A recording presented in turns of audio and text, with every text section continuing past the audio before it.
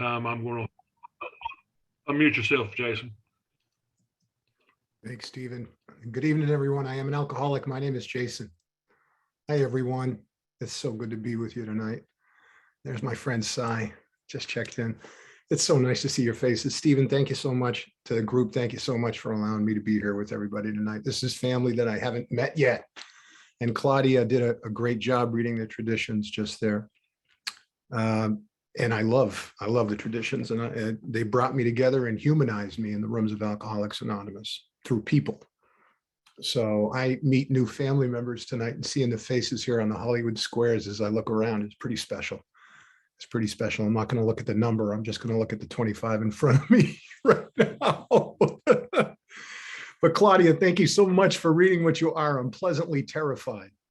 And that's just a sense of comfort coming to you guys here and speaking with you makes me feel comfortable. It makes me feel a part of, and hearing my name makes me reminds me of when I walked into my first Alcoholics Anonymous meeting.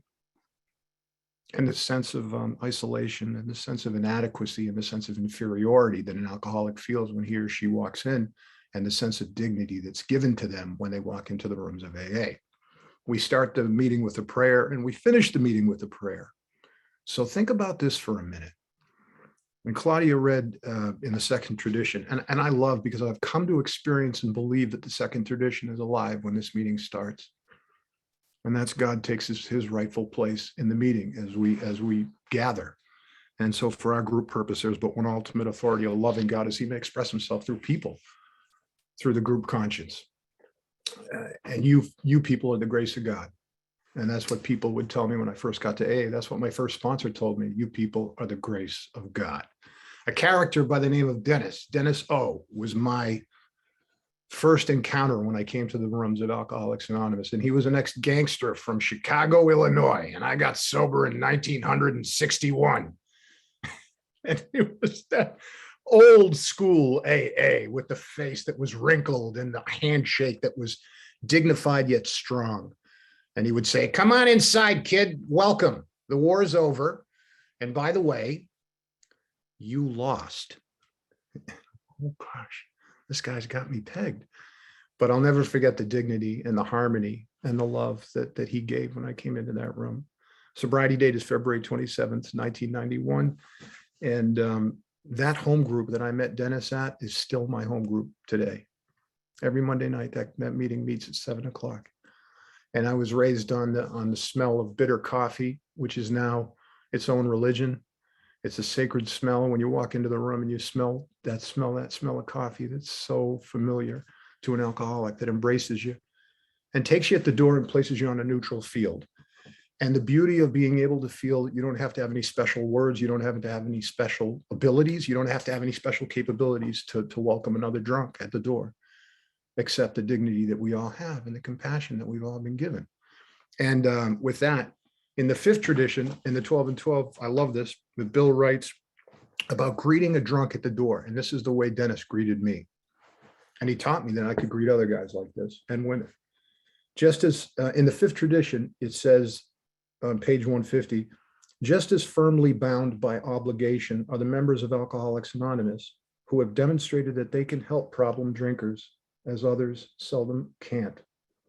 The unique ability of each AA to identify himself with and bring recovery to the newcomer in no way depends upon his learning, his eloquence, or any special individual skills. The only thing that matters is that he's an alcoholic who has found a key to sobriety. These legacies of suffering and of recovery are easily passed among alcoholics, one to the other. This is our gift from God. And its bestowal upon others like us is the one aim today that animates all of Alcoholics Anonymous around the globe. Here it is from all over the globe. We're on Zoom today from around the country. And we get enthusiastic about Alcoholics Anonymous. And I get enthusiastic about Alcoholics Anonymous because it changed my life. It gave me a life worth living. And it gave me a family. And it wasn't a reward system or anything like that. All I wanted to do was stop drinking when I got here. And it gave me something much more profound. Raised north of Boston from a Greek family on both sides. My dad and mom were both from Greece. And it's interesting and it's worth learning about because you develop a conscience and a consciousness in Alcoholics Anonymous. When I was raised north of Boston in a town called Chelmsford, My dad's family was from the mountains of Greece, and mom's family was from Athens. And dad's family came over as immigrants in the 20s, and they worked and they walked uphill to school and all that stuff both ways. And they worked in the tannery. The brothers, there's about 6 brothers, and some of them worked in the tannery, in the 20s in Lowell, Massachusetts, textile mills, tanneries. And when you worked like that, this is a true, beautiful Americana story when I look at my dad, because they worked and they scrimped and they saved, and they were very beautiful people and very family oriented people and very superstitious people, which is really interesting. And that comes from his dad. My dad's dad died when my dad was young, in his teens, from inhalation from the tanneries. No insurance back then. So along comes, and this is interesting because you learn about this as time goes on. You learn about caring as you make resolution, and you begin to repair the relationships in your life. My mom's family came from Athens. Mom lived as a girl. Her dad passed when she was young. She lived in World War II and post-World War II Athens, where occupation was happening. And that's important because you learn to write on the souls and psyches, people's experiences in their early years. And I remember mom went through a lot of that stuff as a kid without a dad, sort of coming to the States in 59 to the backyard Miller High Life barbecue in 1959, because on Sundays, the Greeks would have a party. And the Greeks would roast a lamb on the spit almost every week in the backyards and pull out the Miller High Life and the Retsina and the Domestica wine. And we were throwing a party on Sunday. The Greeks would have an amazing opportunity to be with one another and celebrate life and celebrate the gift of food and the gift of drinking and coming together in fellowship. So they drank heavy and they had a good time. And Sunday carried over into Monday, and Monday carried over into Tuesday. My dad's story is beautiful, and I really love it because my dad was a wonderfully loyal and hardworking guy. And his mom had very high hopes for him and swore that he would go to an Ivy League school. And sure enough, they scrimped and saved in the 30s and the 40s. And just after the war, he got accepted and went to Ivy League and went to pre-med at Harvard. And he graduated in 48. And Jay loves this story because 25 years later, I found out that in the same class, it was Chemos, something else, Kennedy, Robert. I said, wow, that's my dad, graduated with, 48. The reason for that is they had high hopes for me and my brother. I have an older brother, and they had high hopes for both of us that we were going to go to Ivy League school. And I never made it past prep school. But I went to a very prestigious psychiatric ward in 1988 that had in Belmont, Massachusetts, which is one of the widely known psychiatric wards named McLean Hospital, and the tunnels. And by the way, this psychiatric ward had ivy on the side of the building. So that's good enough. That's darn good enough. And I get to share that story this many years later because that's where drinking took me. And it took you to the professional professors and the guys with the pipes. But science couldn't do anything about alcoholism. Science couldn't do anything for Bill Wilson. It couldn't do anything for Roland Hazard. It couldn't do anything for our founders. And certainly we found great friends in science. We found great friends in religion. We found great friends in theology. We found great things in law-abiding citizens and legal services and so forth. But only one drunk can understand compassionately looking at another with the sores and the imprints on their soul of what they've done when they drink and what happens to them when they stop drinking. Nobody can really understand that but another drunk. The inferiority, the inadequacy, the loneliness. And those are the sorts of things that are built into us. Empathy, compassion. These things are built into alcoholics. So I grew up with those things. I grew up with inferiority. I grew up with inadequacy. I also grew up with just as much. Here's the paradox: the great ability to manipulate, the great ability to monopolize, the great ability to create coping mechanisms that worked for me. Because I said no to disciplines, and I said no to school, and I said no to education while they were, quote unquote, forcing me to do these things. Very entitled, defiant little kid who was extremely sensitive. And I love the stories because as we go on, we learn a little bit more about ourselves. And I love looking at our founder. I love looking at Bill's history and Bill's experience. Bill wrote about his mom taking him and his sister to East Dorset Pond one afternoon when he was 9 years old, and they were having a picnic, and just envision a beautiful sunny day on the banks of a beautiful Vermont afternoon. And his mom sits him and his sister down, and he knows something is coming. Bill always had a sense of agonizing, impending doom as a kid, and he knows it's coming. And he's a perfectionist. This guy's a perfectionist, Bill Wilson. But inside, his mom lays on him and his sister that his dad is left and he won't be coming back. And that, to me, when I look at that and I understand alcoholics, that had an imprint on me as I got to know alcoholics as youngsters, what's imprint on the psyche and what they start to drink away. And Bill wrote about his sensitivity couldn't handle that. And he went on to become really introverted and really, really turned away from the world. And his drinking began. My drinking began when I was 15. And I discovered who I was for the first time. They sent us, Alex and myself, we'd go to prep school. Beautiful parents, my mom and dad, beautiful parents. And Greek families are very, very tight. My mother and I were very tight. You might even say a bit enmeshed. And she had a very worthy checkbook that I would later delve into when I would come home from school on the weekends. And mom and dad sent me to Lawrence Academy in Groton, Mass, and went to prep school. And they were having a party up there in Groton, Mass, Lawrence Academy. They were having a party that was going around the clock, and I wanted to be a part of that party. And the first night I took a drink, they were passing around a bottle of Jim Beam. And I had had a couple of beers before, Greek wine, but I had never had hard liquor. And this was a life-changing experience for me. Talk about a personality change. I took that first drink and I had arrived.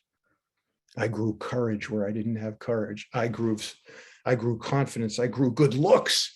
I grew coping mechanisms. I suddenly could look at people in the face. I suddenly felt confident. And I remember the first night, I felt so confident. I stole somebody's car. I stole a Datsun 280ZX and drove up 95 and found my way into Boston to the combat zone. Put down the T-roofs. The muscles started growing.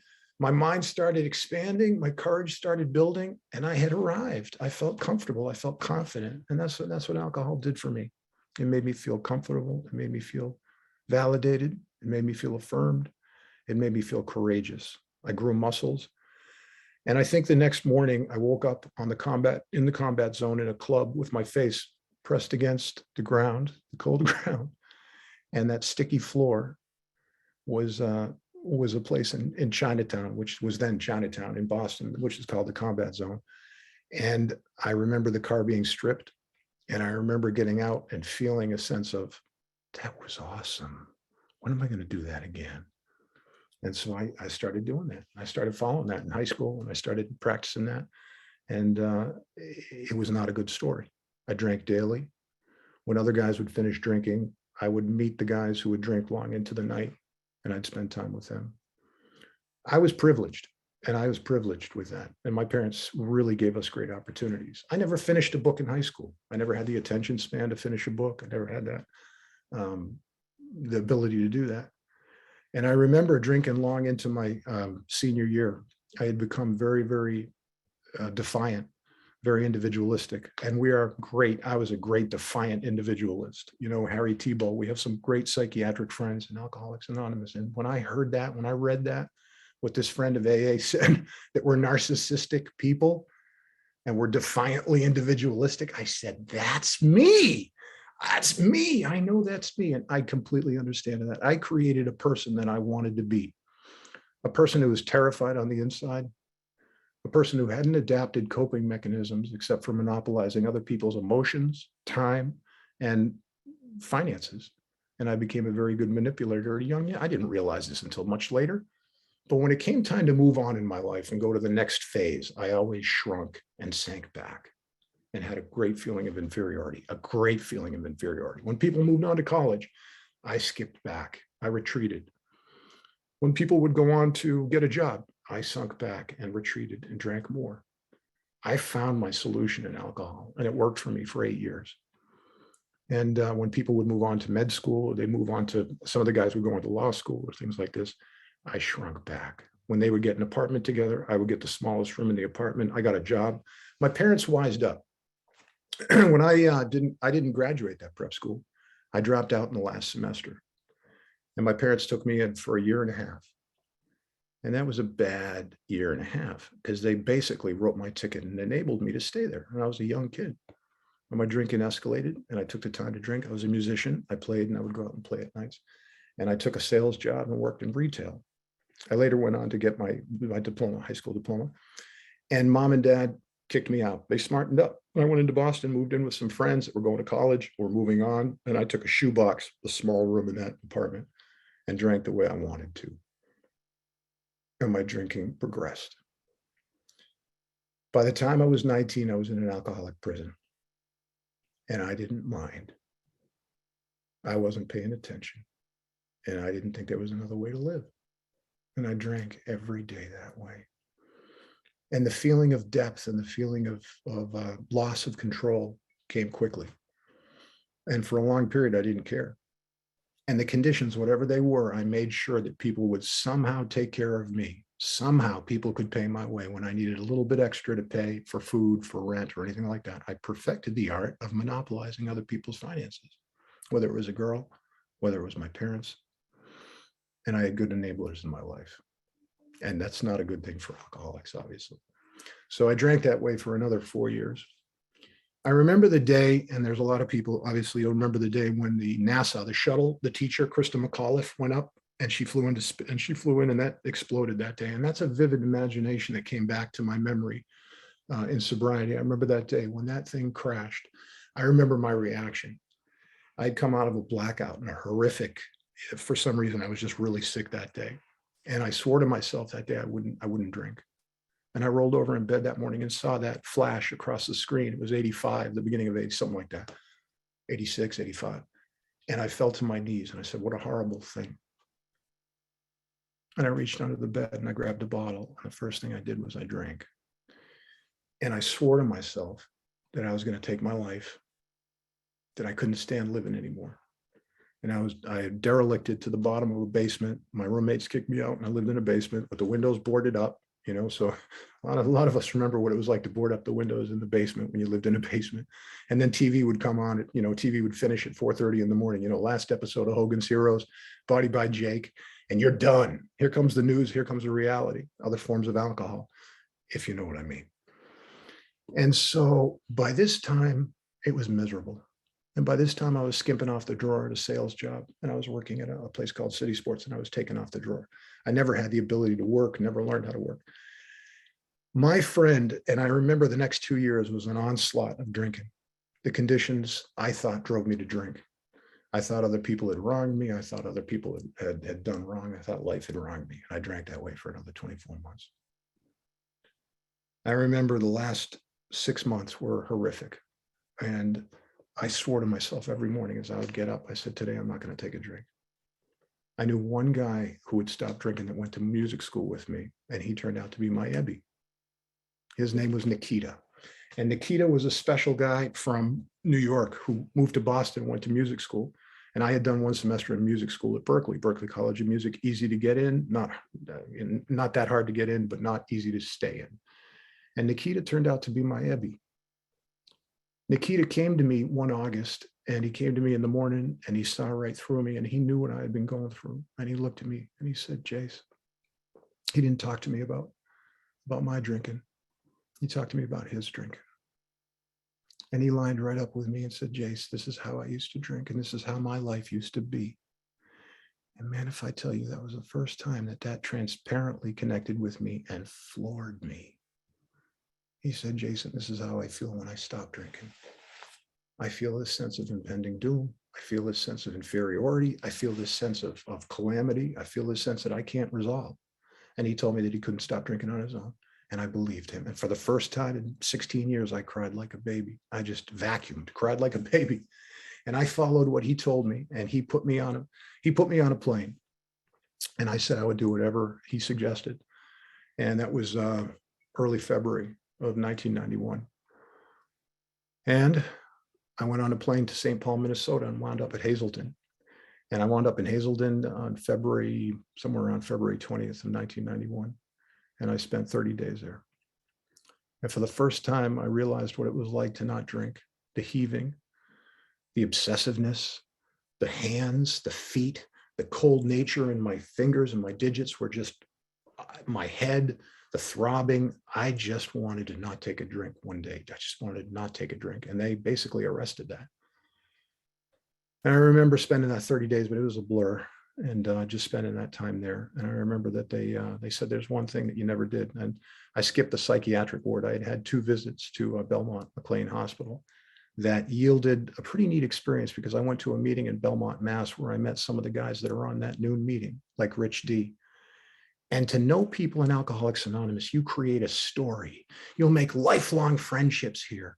You will have friendships that'll start and exist long into the future. And you'll meet people that you met when you were drinking. You'll meet people when you met when you first got in. And this is an incredible journey. I made my way to Florida in early March, sometimes, mid-March. And I walked into the first meeting they took us to was the Boca Pines Club. And it was then the Hillsborough Pines Club. And it was the last house on the block, all the way out in West Boca, not much going on. Sandalfoot Boulevard, there's this small club. On one side of the building structure, there's a bar called Tricky Dick's. On the other side of the building is an AA room called the Hillsborough Pines Club. And I walked into that room dead. And that hand reached out to me, and that was Dennis O. And Dennis O was the most beautiful, transformed man that was a made man. He went home to the big meeting in the sky. He was a made man in Chicago, Illinois, in organized crime. And he was a pretty important at one time. And he got deactivated. He did certain things. But this man took me under his wing, and he said, "Kid, come on inside. By the way, Sid, this is Jason. Hiya, Bill. Bill, this is Jason. Jason, this is... Hiya, John. John, this is Jason. Jason, this is Bill." And there was magic in that room. There was magic in that room. Alcoholics Anonymous, the group humanized me when I came into that room. The group humanizes an alcoholic, and they make you feel dignified, without any demand, without any ticket, without any price tag. Welcome home. We love you. It's going to be all right. Please sit down, have a cup of coffee. Somebody help him hold it, because I was shaking like a leaf. And that's when I met Henry, and I met others in that group. And that was my first AA meeting. And it was the most beautiful experience I'd ever had. I learned a lot of things from Dennis when I got there. And a lot of things happened when I started coming to Alcoholics Anonymous. One of the things was willingness. At the first beginning, there was magic in the coffee pots, a willingness, honesty, and open-mindedness. If you look at that chapter and you look at We Agnostics, the We Agnostics, my favorite chapter in the book, talks about when I first got here, I thought it was the how of the program: honesty, open-mindedness, and willingness. It turns out that they submitted to me that could it be, and this was just their experience, my sponsor's experience, could it be the who instead of the how? And the chapter answers our questions. Who's going to take away my drink obsession, the prison of alcohol? I came to Alcoholics Anonymous and I couldn't stay stopped. When I stopped drinking, I became worse than I was. I became filthy crazy, inadequate, inferior, anxious, angry, couldn't deal with I had no coping mechanisms. And he directed me, obviously, Dennis directed me. But when I looked at that chapter, it talked about who rather than how. And the who is the willingness, the honesty, and the open-mindedness. And who's going to be the one? It's going to be God. And this program is all about God. And this program for me is all about 12 steps, and 12 steps are all about God. And God is all about love. And love is all about people. And it is all about relationships. And that's when I learned when I got to Alcoholics Anonymous. I learned about the beauty and the joy of being free and surrendering, realizing that I didn't have the power to stay stopped. And I found that power through a group of men. And I found the dignity through men and women who taught me how to live again, who taught me how to be transparent, who taught me how to be candid one day at a time. But the willingness came first. I had to do those things. I'd clean ashtrays, mop the floors. I did that every day. And Dennis would take us as disciples to the diner in the morning. And Henry remembers this, the Athenian Flame, which worked perfect for me. And we would have breakfast, about 12 or 14 of us, and he'd send us off and go to work. And for heaven's sakes, you're going to get a job and you're going to work 8 hours. And I got a job, and I worked in a restaurant for my first couple of years. And I did everything Dennis told me to do. And I followed him and Jack, and I followed Sid. And I wanted what they had, and I followed Henry. And when I would go to the back of that room, I would watch. There was a glass in the door in the back of the room. There was about 10 of the guys, various ages, and they would hold hands at the end of the meeting, after the meeting. And I knew what they were doing, and I wanted what they had. I wanted the joy, and I wanted the understanding. I wanted the courage that these men had, the dignity that they had. Where did they get it from? They got it from the who. willingness, honesty, open-mindedness, and a God of their understanding. So I believe this journey is all about 12 steps, and it's a journey to a relationship with a God of our own understanding. It says so there at the end that there was a solution. That fellowship kept me sober for a few months, but it wouldn't keep me sober beyond that. I needed to get inside. I needed to take the program of action that's laid out for us and given to us. And they did it with love. They did it with love. Eventually, Dennis put me onto a guy. And Dennis, Henry knows that some of my fallings and how this took a while for me to come to the second part of that first step. But in Alcoholics Anonymous, the book, Bill talks about building a structure. And if you guys remember, the structure is built on stones and rocks. And we're setting up a structure, as Bill describes it, because we're getting ready to take a third step when we're finally convinced that we couldn't stop drinking. 43 pages of hellacious inability to stay stopped with a physical allergy and a mental obsession, which has us doomed to drink again. Only other alcoholics could convey this message, not a scientist, not a doctor, not a religious, not a priest, not a pastor to this alcoholic. He proved it to Roland. Roland was a church-going guy. Bob Smith was a church-going guy. And all of the antecedents of Alcoholics Anonymous, and that's fantastic, couldn't necessarily keep these guys sober until they put all the pieces together. And that's the divine element of Alcoholics Anonymous, that Bill Wilson took the antecedents of United Christian Endeavor movement. He took the antecedents of the thinking. He took the antecedents of the Oxford group and the Four Absolutes.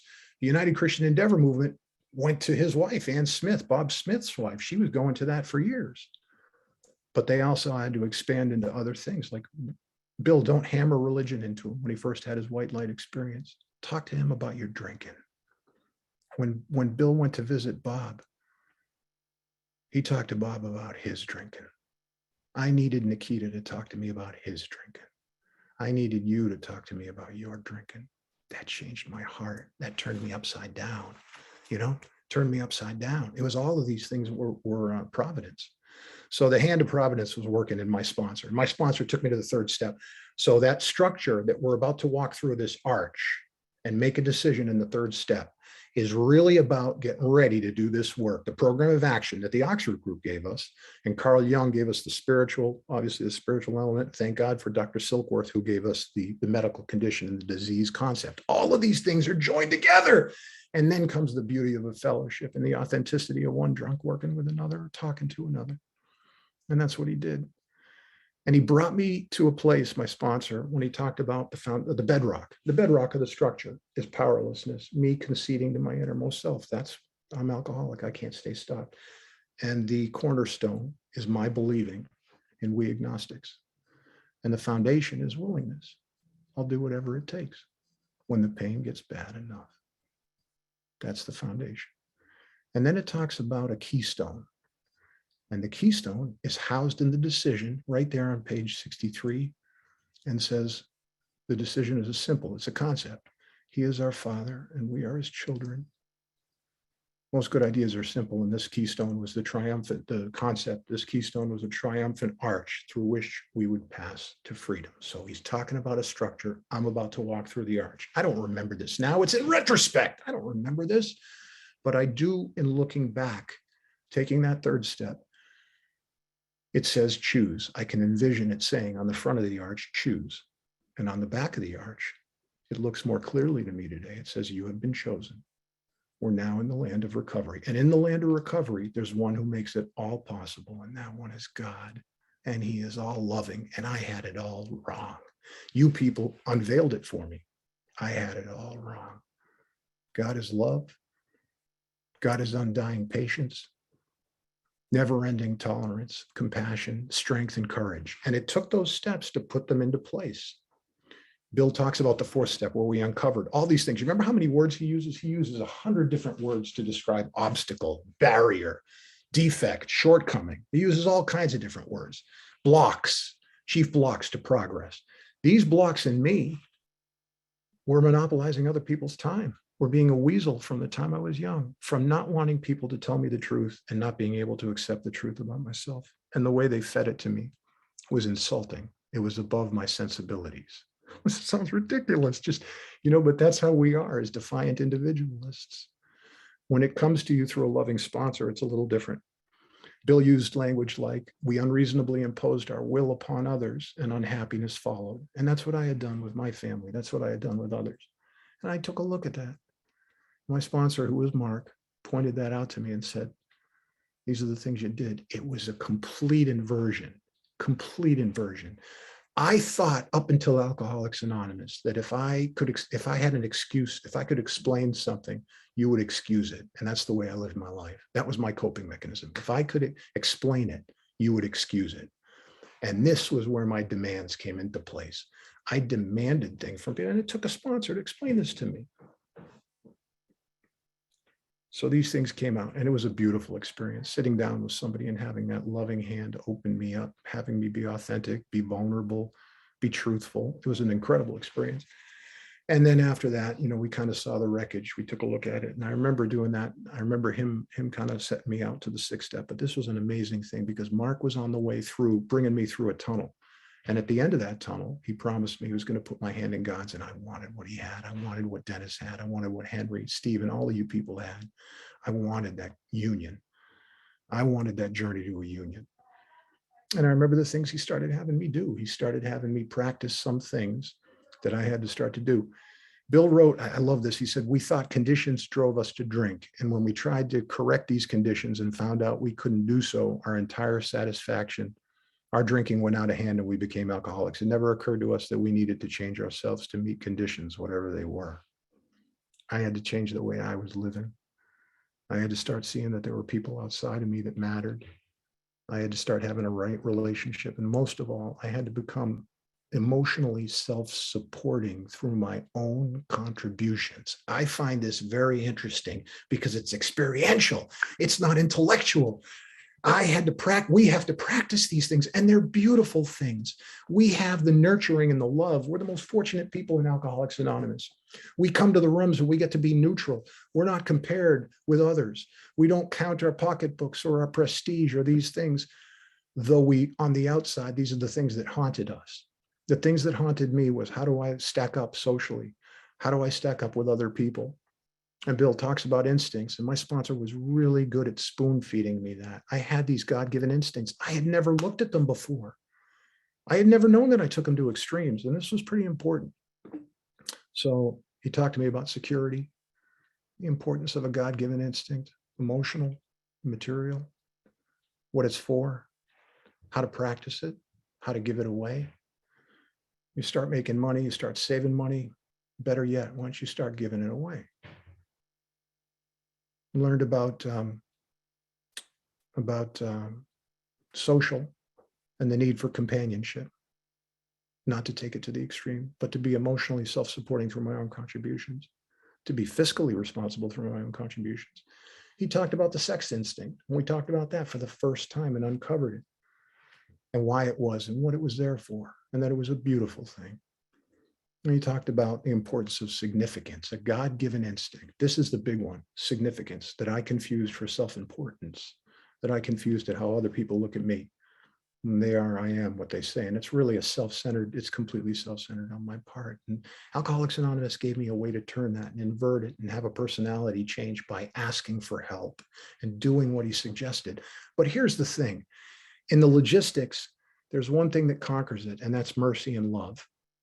And anytime you need help from another alcoholic or another human being, they stand ready to share. To share what?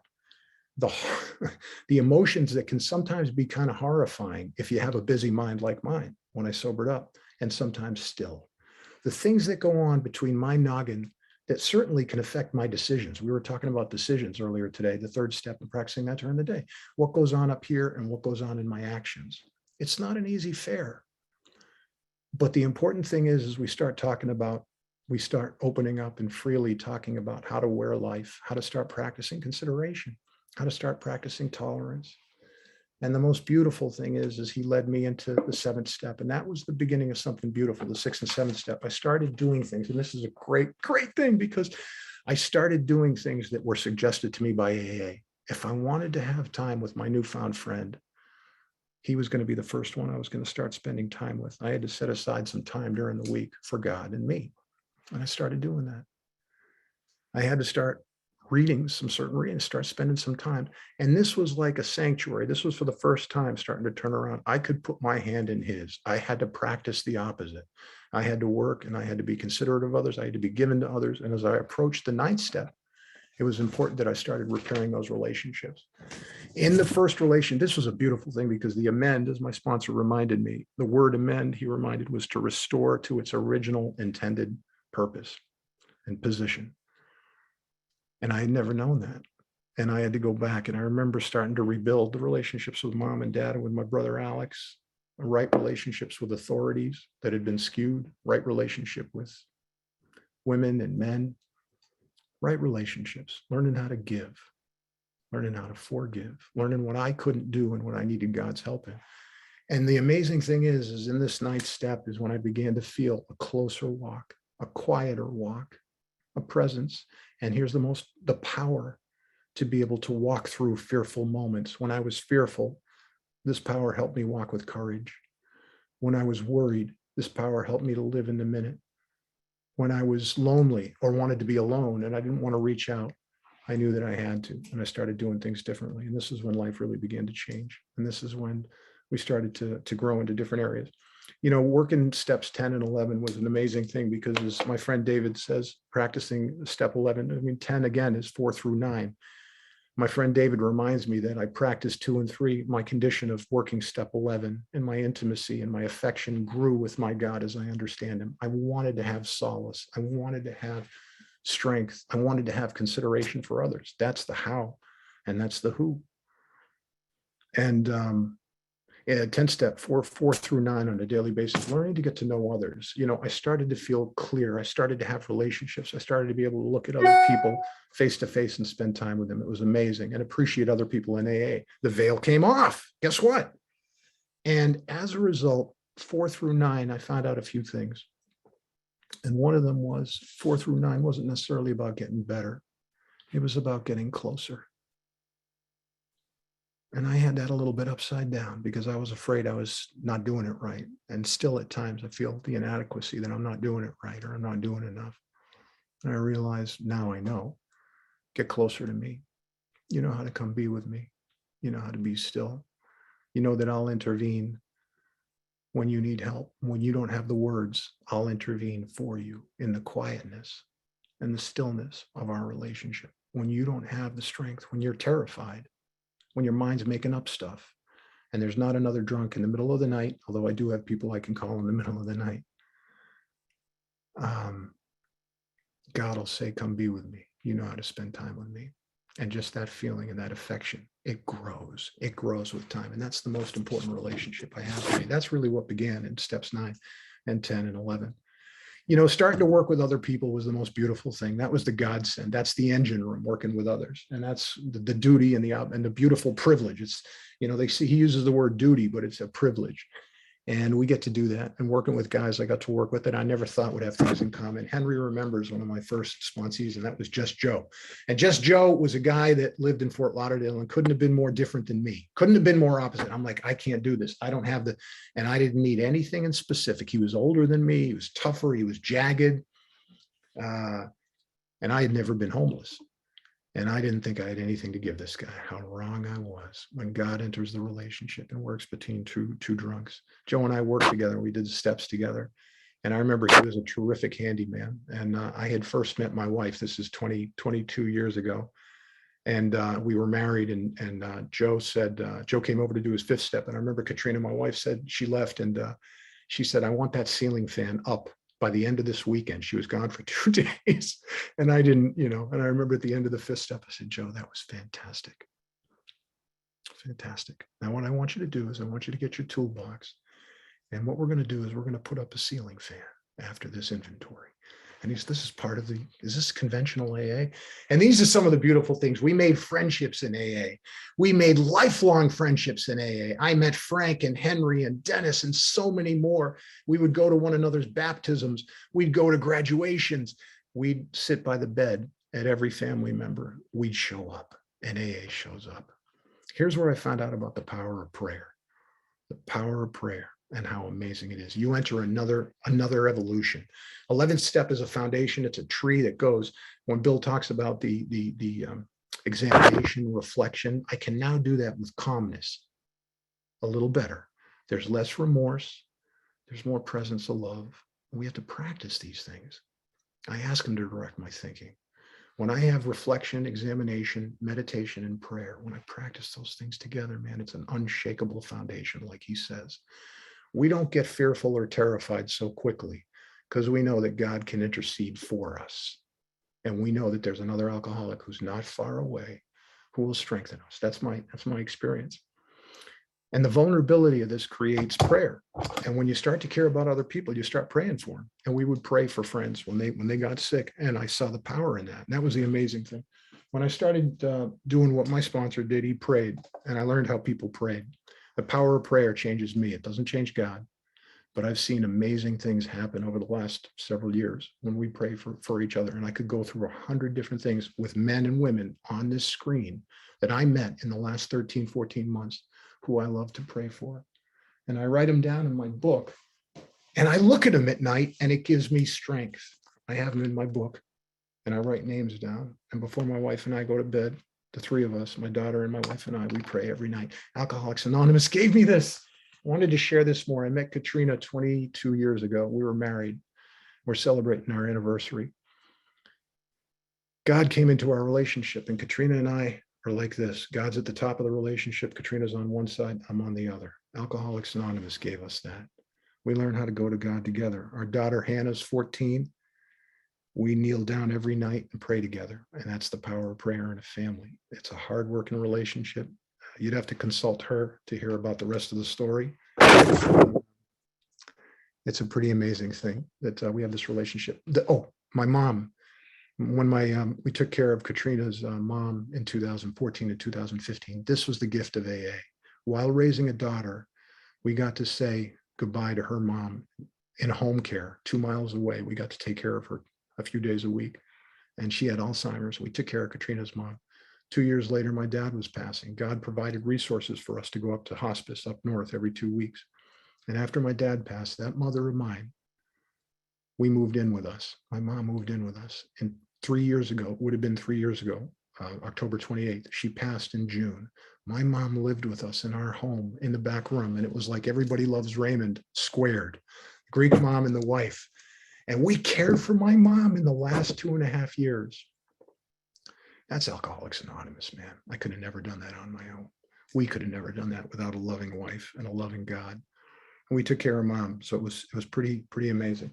But the funny thing about that with the Greek mom and Katrina, it was, mom would say, when is Jason coming home?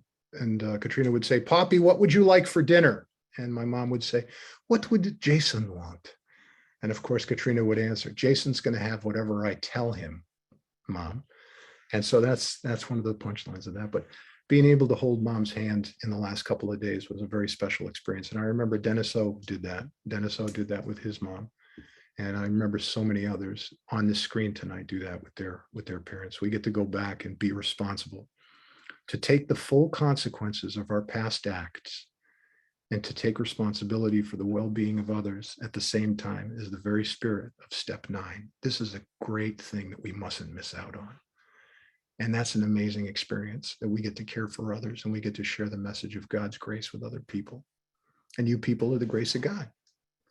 And I thank you so very much for letting me share tonight and be with you guys. And I just feel grateful. Now I'm going to pass it back over to Stephen.